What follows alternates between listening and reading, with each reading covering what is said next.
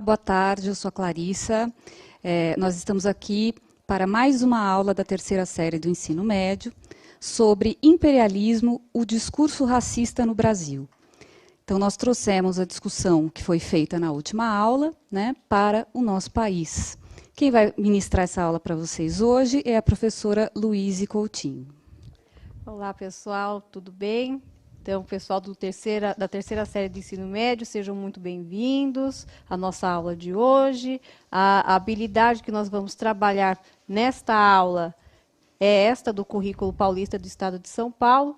Analisar criticamente as justificativas ideológicas apresentadas pelas grandes potências para interferir nas várias regiões do planeta, sistemas modernos de colonização, imperialismo e conflitos atuais.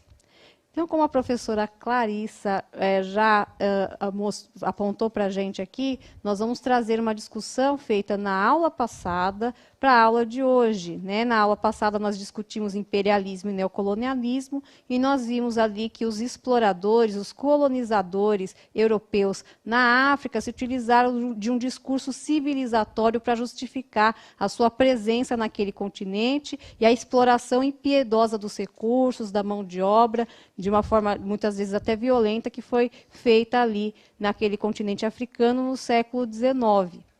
E esse discurso civilizatório acabou sendo transportado para outros contextos, né? E a gente vai ver hoje como que esse discurso foi transportado aqui para a gente, né? Nesse momento aqui também do século XIX. Exatamente. Tá? Então, para a gente iniciar a nossa análise, a nossa aula de hoje, nós vamos conhecer um pouquinho um texto, 20 de novembro e o negro no Brasil de hoje. Né? É um texto aí do Kabengele Munanga, que é um professor e doutor em antropologia da USP. Tá? Eu vou comentar rapidamente o texto enquanto ele fica aí na tela para vocês. Se vocês quiserem dar print na tela, vocês fiquem à vontade, né? Mas esse texto do Kabengele, ele começa falando a respeito da vinda, né, dos africanos para o Brasil, né? De todos os negros africanos que foram tirados da África e trazidos para as Américas, 40% deles vieram para cá, para o Brasil. E isso acabou tendo um impacto na própria formação étnica brasileira, né? Uhum. Porque o negro, né, a população negra constitui 51% da nossa população. Ou seja, atualmente 100 milhões de brasileiros, né, são negros, compõem a população negra, tá? E embora seja a maioria da população, a gente percebe hoje, né, dentre aí as relações sociais, econômicas e políticas, que o negro, apesar de ser maioria da população, não está plenamente inserido na nossa sociedade, né, não tem ali a sua cidadania plenamente reconhecida. Então, dando continuidade aí à análise do texto do Kabengele, então, olha só, se depois da assinatura da Lei Áurea, em 13 de maio, o Brasil oficial tivesse, desde já, iniciado o processo de inclusão dos ex-escravizados africanos e seus descendentes no mundo livre e no mercado de trabalho capitalista, a situação do negro no Brasil de 2018 seria certamente diferente em termos de inclusão social.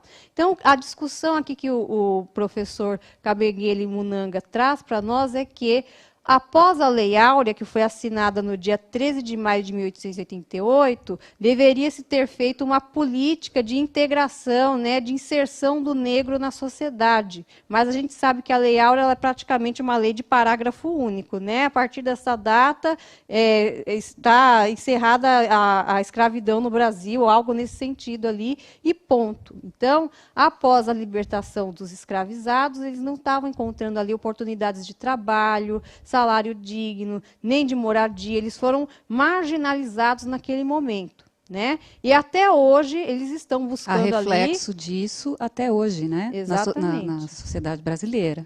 dados os episódios aí lamentáveis de racismo que a gente toma conhecimento aí todos os dias, né, de pessoas que não conseguem uma boa colocação, ou se consegue o salário é menor do que uma pessoa branca, enfim, né, esses reflexos da marginalização da população negra, desde a Lei Áurea, a gente consegue, infelizmente, identificar com certa facilidade na nossa sociedade.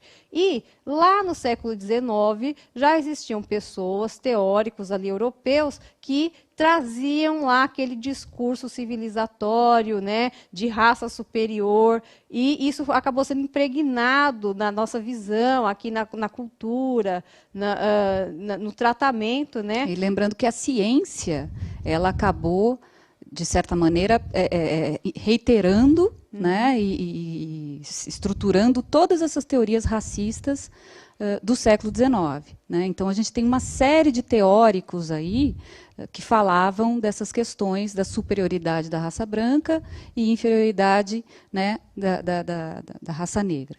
Então, isso, obviamente, né, servindo como um discurso para a colonização, né, e entrada aí nos países africanos ou da Ásia e mesmo no Brasil. Né? Obviamente que no Brasil você não teve uma intervenção direta, você teve um imperialismo mais indireto. Exatamente. Né? No entanto, os reflexos também, né, se fazem até hoje em dia. Exatamente. E aí na tela para vocês nós temos rapidamente aí quais são essas teorias, né, de que a professora Clarissa acabou de mencionar, né, como o darwinismo social, a eugenia, a teoria de branqueamento, ou seja, através da miscigenação, vai chegar um momento em que a população vai se branquear. Então, na virada do século XIX para o XX, essas teorias começaram a ser introduzidas aqui no Brasil através dos meios intelectuais e com o tempo, ela começou a ser incorporada aí no senso comum do brasileiro, né? E a gente arrasta isso de uma certa forma até hoje,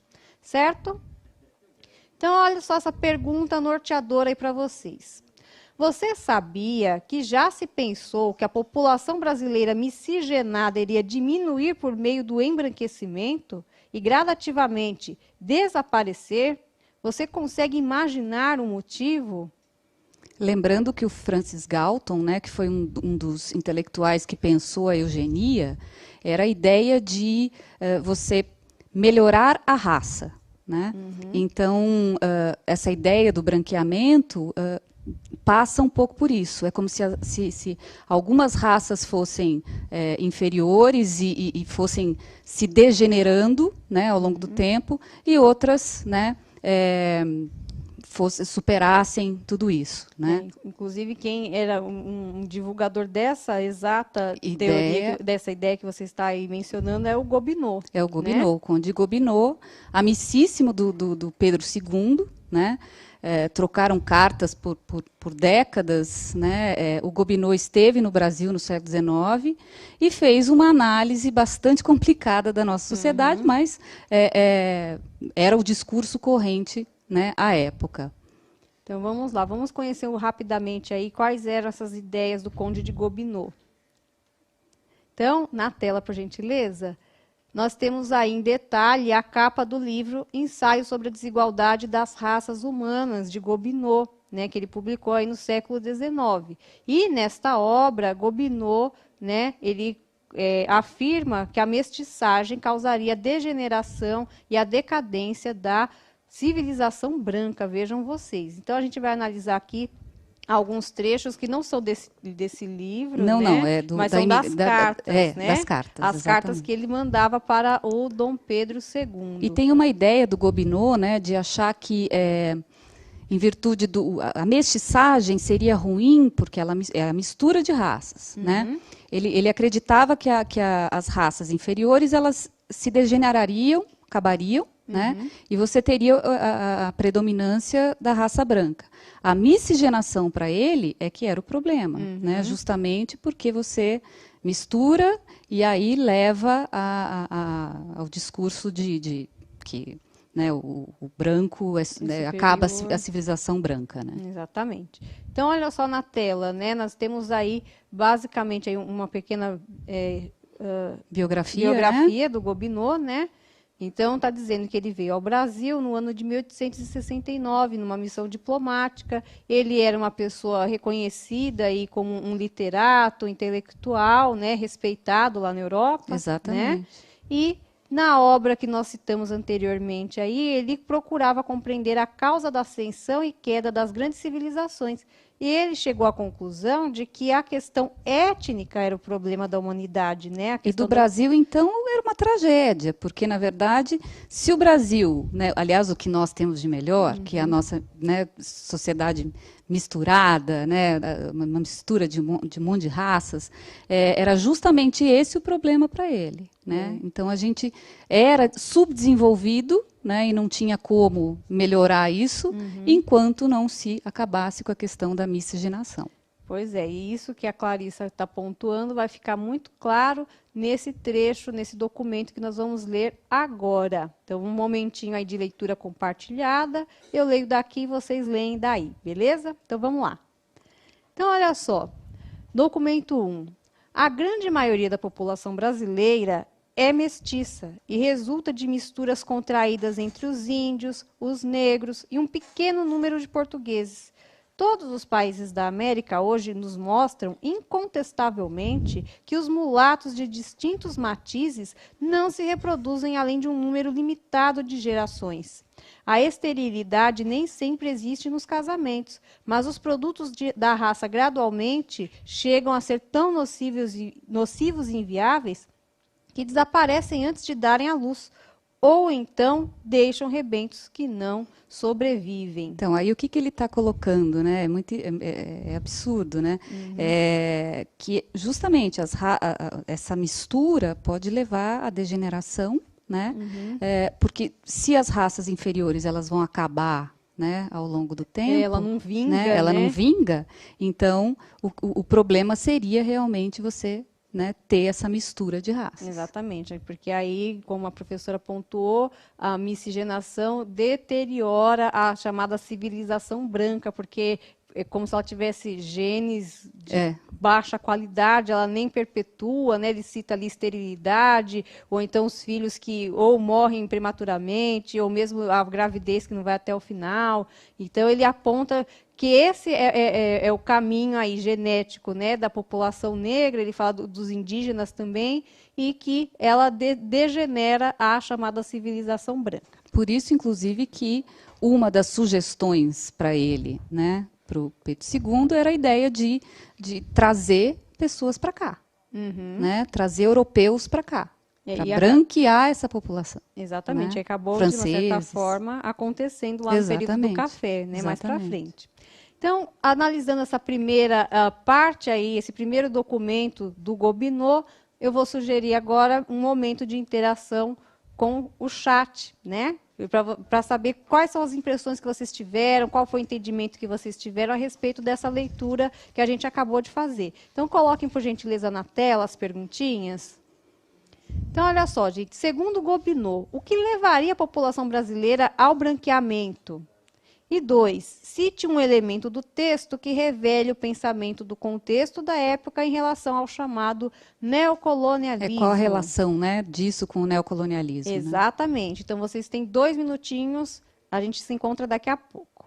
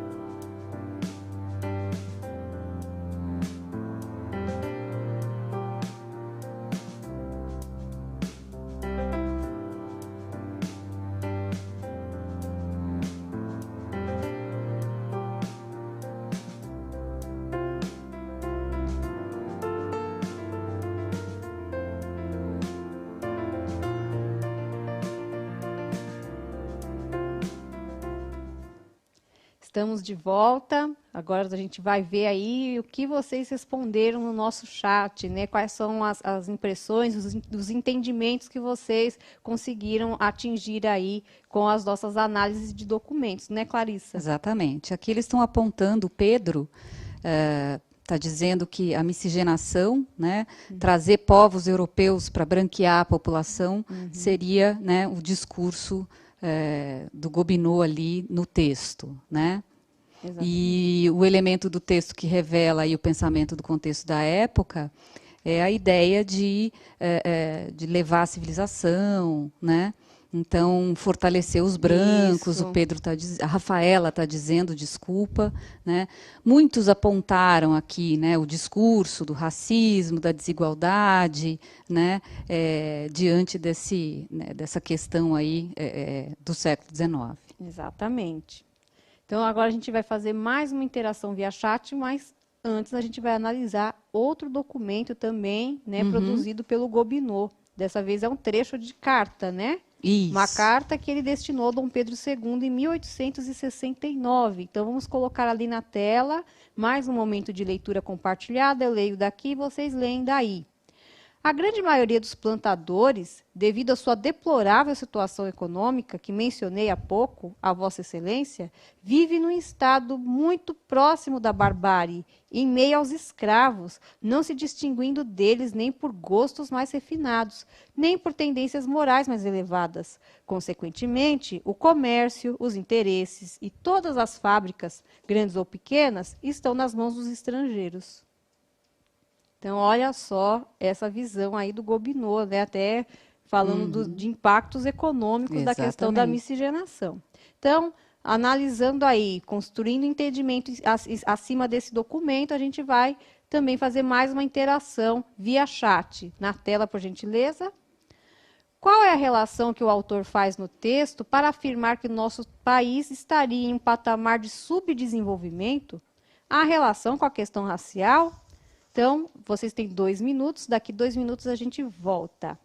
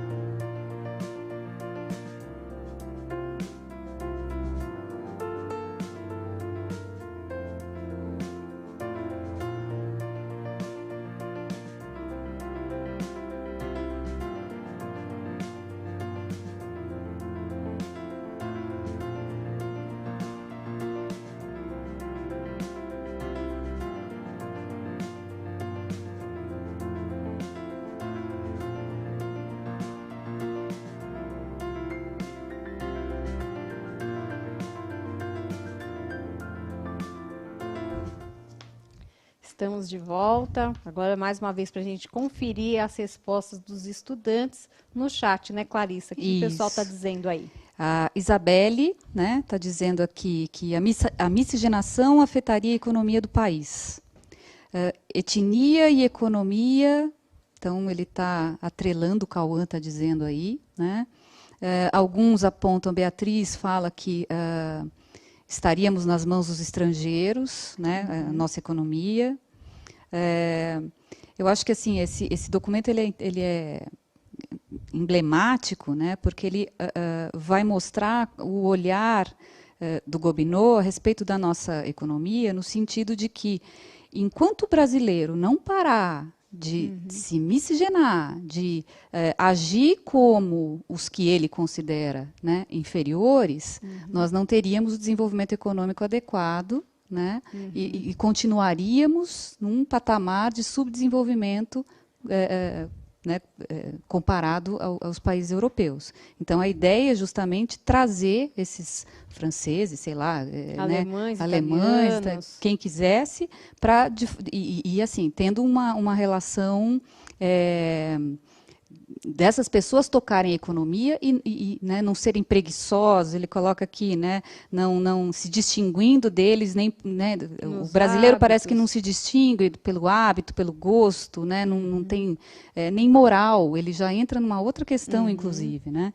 Então, é justamente isso, eu acho que o que o documento traz, né, essa questão de mostrar que nós seríamos subdesenvolvidos em virtude, né, dessa mistura. Da mistura de raças, né? Enquanto a população não se branqueasse, a economia não ia para frente. Exatamente. Basicamente é isso que ele está dizendo, né?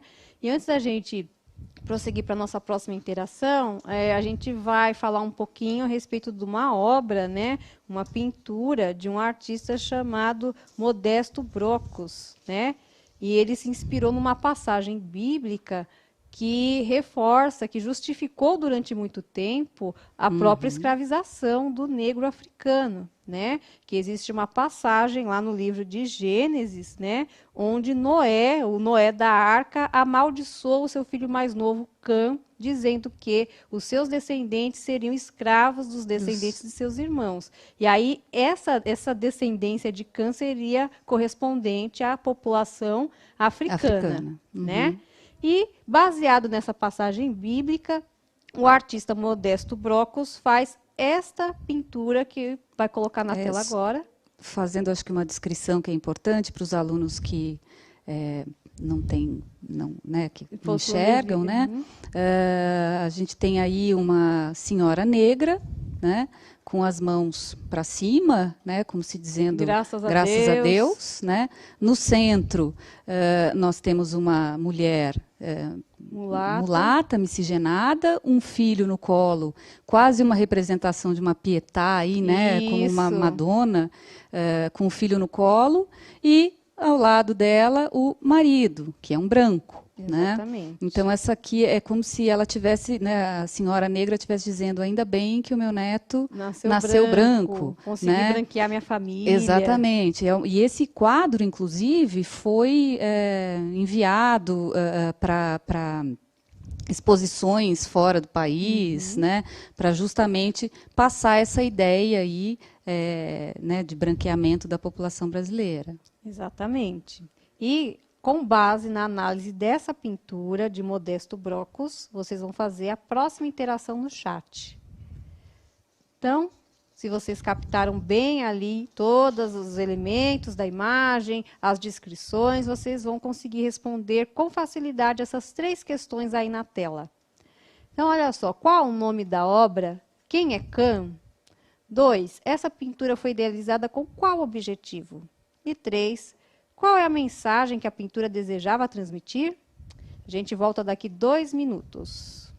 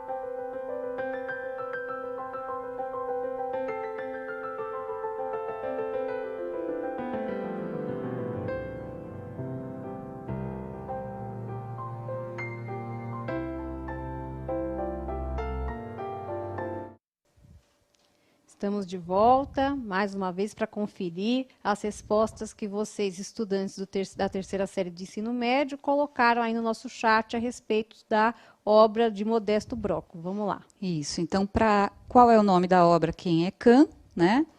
Eles falam lá, né, a redenção de Cã. O Cã seria o filho de Noé, né? E essa pintura foi idealizada com qual objetivo? Né, alguns colocam aí a exposição que eu tinha colocado, e com a ideia de redenção, né, de branqueamento, isso, de mestiçagem. O pessoal colocou que divulga o branqueamento, né? Isso, a Patrícia diz aqui, a redenção de Cã mostra o branqueamento da população negra. Exatamente. E, continuando aí nas nossas análises de imagens, nós vamos analisar dois cartazes, né, professora Clarissa? Isso. Sobre a exposição antropológica, né?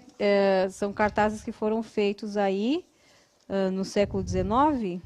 Isso, são os jardins zoológicos humanos. Isso, olha só. A gente vai ver como é que essa população, muitas vezes, era levada para a Europa, né, e ali colocada em exposição para que os europeus conhecessem essas outras etnias, mas de maneira bastante complicada, né? Isso, né? Então, olha só na tela aí a primeira imagem. Então, olha só, cartaz da exposição antropológica, fazendo uma descrição aí, ela aparece um pôster, né, professora? É um pôster. E na parte de cima nós temos indígenas, né, que estão brigando ali, né, e depois na parte de baixo ele numa cena mais coloquial, né, com a oca, as pessoas pouco vestidas, né, com o corpo exposto, né. Africanos ali parece, né, parece uma coisa mais... Tribos, né? Então, olha só, a denominação ou expressão zoológico humano, que é o que está escrito na parte ali em vermelho, lá em cima, né? Faz referência à atitude cultural que prevaleceu nas metrópoles dos impérios coloniais até o início do século XX. As exposições coloniais eram eventos onde o público da metrópole podia observar e ter contato com amostras de nativos de territórios colonizados, expostos em situações forçadas num ambiente semelhante aos dos seus lugares de origem. Então, era como se fosse um zoológico mesmo, né? Eles criavam um habitat ali, né? E a pessoa ficava exposta para que os brancos olhassem ali aquelas populações étnicas e vissem como que elas são, no habitat natural delas, como é que é a vida delas, como se fosse um bicho no zoológico, porque são seres exóticos, exatamente, né? Seres diferenciados. Uma visão de mundo, né? Na visão de mundo extremamente etnocêntrica e racista. Então, olha só. A próxima imagem. Próxima imagem. Aí a gente já tem um quadro, né, uma charge, na verdade, da Revista Ilustrada, no Rio de Janeiro, de 1882. Então, já está trazendo para cá, né? Antes, os jardins zoológicos aconteciam na Alemanha, na França, eram muito comuns, né? Aqui a gente está pegando uma revista ilustrada do Rio de Janeiro, que mostra, né, um botocudo, né, um povo indígena, né, um indígena e um negro, né, e ali a gente vê uma apresentação, né, as pessoas chamando, né, uma população ali, e essa população chegando, que seriam os europeus que estão chegando para trabalhar na nossa lavoura, para trabalhar, né, no país, e horrorizados com aquelas, né, figuras, né, que aparecem na imagem, né? Então, até o narrador lá afirma: e que é atrativo para os colonos que devem vir salvar a nossa lavoura, num país, dirão eles, onde há escravos desta cor e homens livres desse feitio. Pois é. É bem parecido com o que a gente discutiu na aula anterior, né? A questão da missão civilizatória do branco. Exatamente. Nós, brancos, viemos aqui para salvar essa sociedade bárbara aqui, colocar a economia para frente. E esse documento vai ao encontro também do que o próprio Gobineau coloca. Exatamente. Né? Então, vamos substituir essas duas figuras aqui, né, pelo trabalho desses brancos. Exatamente, né? a mão de obra assalariada, né, que a gente sabe que ela foi substituída não só pelas questões étnicas, mas a própria questão econômica, porque a escravidão exatamente. já estava ali inviável naquele momento. Exatamente. Então, com base na análise dessas duas imagens, mais uma interação via chat para a gente. Coloca na tela, por gentileza, a pergunta. Qual é a relação que podemos estabelecer entre as imagens e as teorias racistas dos séculos XIX e XX? Voltamos daqui 2 minutos.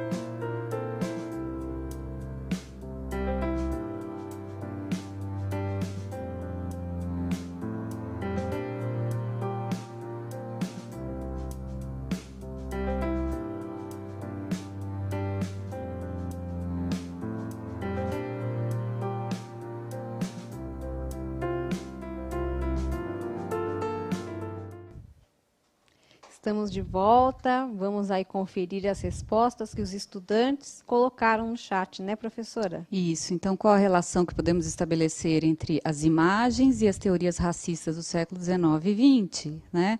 Muitos apontaram a questão dos europeus, o Bruno aqui diz, europeus como centro do mundo. Né?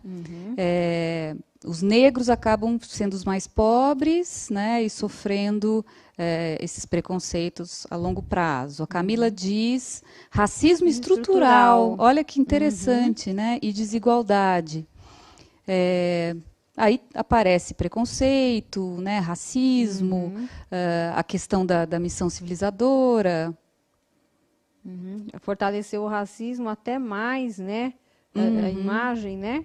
Então é isso, estão no caminho certo da análise, gostei de ver. Exato. É bem isso, né? E quem quiser aprofundar mais a história, o conhecimento sobre aquela tela do Modesto Broccos, lá, a Redenção de Cã, eu vou deixar aqui na tela um QR Code, tá? Para vocês acessarem aí os estudos que foram feitos pela Rosana Paulino, né? Isso, é bem curtinho, né? Deve ter uns 2 minutinhos, mas ali também vocês podem ter acesso ao vídeo inteiro, né? Que ela faz análise de outras obras a respeito dessa questão, mas é bem interessante. Isso mesmo. Então, a gente já está entrando aí no final da nossa aula, a gente vai dar uma retomada breve, até condensando um pouquinho os conteúdos da aula anterior e da de hoje, né, através de um fluxograma aqui. Então, olha só na tela, gente.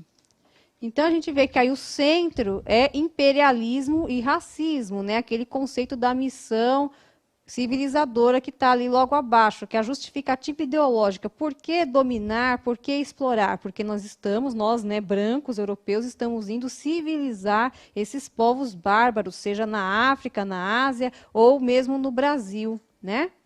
E a gente sabe que o real motivo era o que está ali no círculo verde à direita, né? O motivo era a economia, né? Busca de matérias-primas, busca de mercados consumidores, investimento de capital.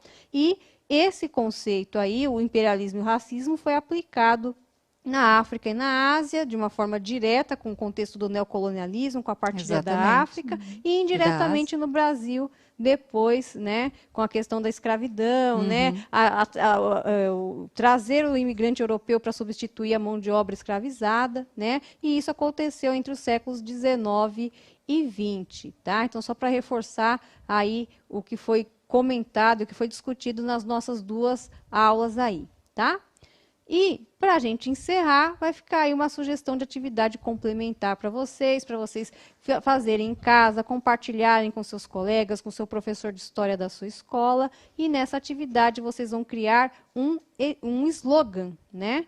Então, olha só, por meio de um folheto, elabore um slogan que contemple os preceitos de igualdade da Constituição Brasileira de 1988, enquanto explicita que as pessoas são iguais, possuem os mesmos direitos, independente de sua cor, raça ou etnia. É importante que eles deem uma pesquisada, né? Coloque no Google lá, Constituição, artigo 5º, né? Dê uma pesquisadinha nisso antes de fazer. Né? Exatamente. Esse slogan pode ser feito de forma digital, eles podem fazer um hashtag, passar um para o outro, enfim, de forma que a gente relacione, na verdade, o que vivemos hoje, né? Por exemplo, essa questão do racismo estrutural, que até a aluna apontou aqui, né? Com essas questões que são legadas a gente, né? Ao longo do tempo. Exatamente. O slogan é aquela frase de efeito, né, que aparece muito em propaganda, Exatamente. né? E é uma frase onde você tem que condensar todo esse ideal da igualdade racial, tem que conter ali implicitamente essa questão da Constituição, né? Esse reforço do direito, né, da cidadania, da igualdade racial aí, tá? Se você puder passar um último slide. Isso, claro. Esse aqui, pessoal, da atitude historiadora, né, ele já está indo bem ao encontro com a ideia do novo currículo, né? Vocês têm que se posicionar enquanto pesquisadores, enquanto, né, não historiadores, mas de forma que pesquisem de maneira que aquilo faça sentido, né? Exatamente. Então, para isso, vocês precisam se planejar e organizar. Tá? Então, ó, planejamento e organização, faz o passo a passo, então vai, pesquisa a Constituição, depois, né, anota, escolha um objeto, selecione o tema do seu interesse, dentro do objeto que você aí pretende, né, pesquisar, identifique, selecione, compare, né, a partir do tema, isso é muito importante, interprete, analise e faça a conclusão. Tá? Até o último slide aí, o PPT é um QR Code que tem essa tabela que pode orientar vocês. É isso aí, pessoal. Espero que vocês tenham gostado da aula de hoje e a gente se vê na próxima. Tchau, gente. Tchau.